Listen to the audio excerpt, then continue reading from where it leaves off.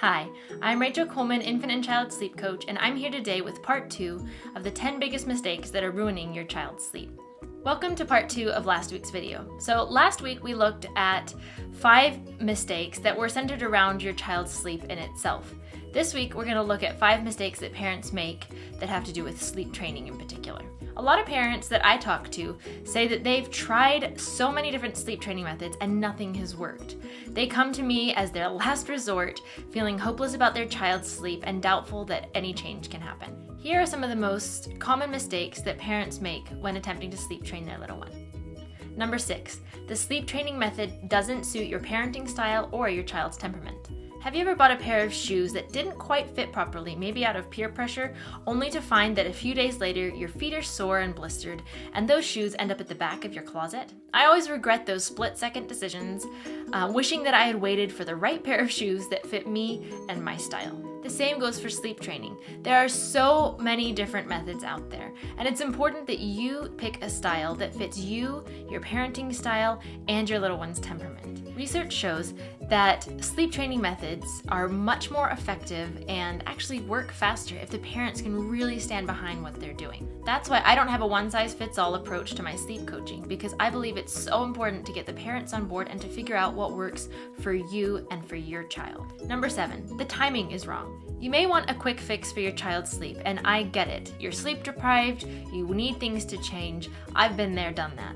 However, if the timing is off, the process could actually be more difficult than it needs to be. Perhaps your child is going through a developmental leap. Maybe they're sick or teething, or maybe there are just some big changes happening in your family overall. Maybe travel, moving house, maybe you're starting back to work, a new sibling is arriving, or your child is starting daycare. Whatever it is, sleep training during these times is not ideal as there's so much going on. My recommendation is to wait 2 or 3 weeks, maybe until the sickness or the teething has passed, or until your family life has settled down again, where you can really focus on sleep training your child without the stress and the distraction. Quick note on the side though, a lot of parents think that their child is teething when they're actually overtired.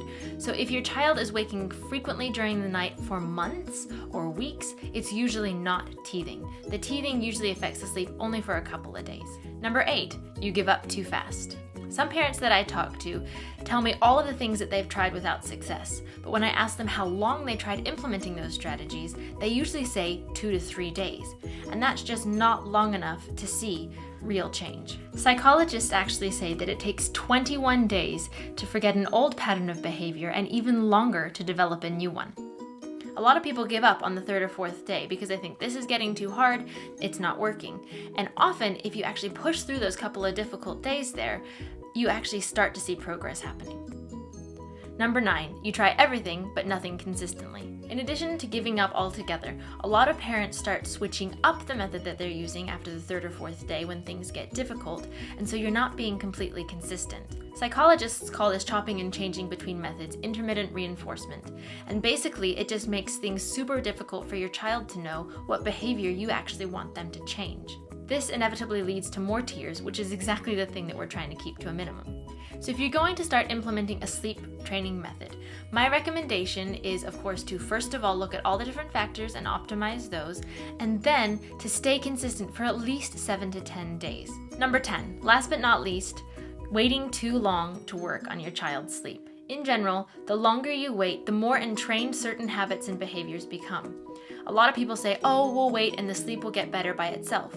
However, if you have an entrenched sleep association, that's usually not the case, and the sleep doesn't improve just by itself. In my experience, there tend to be some key ages where sleep training goes more smoothly than at other times.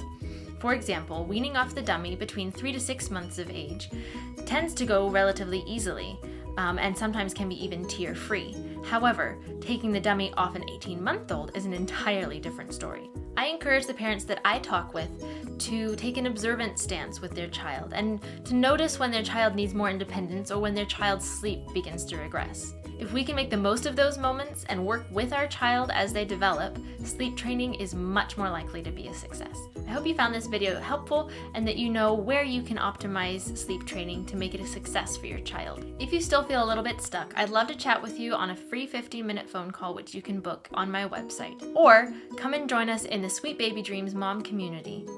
Momhood is not easy, but a strong community around you can make all the difference. So, come and join us. We'd love to have you.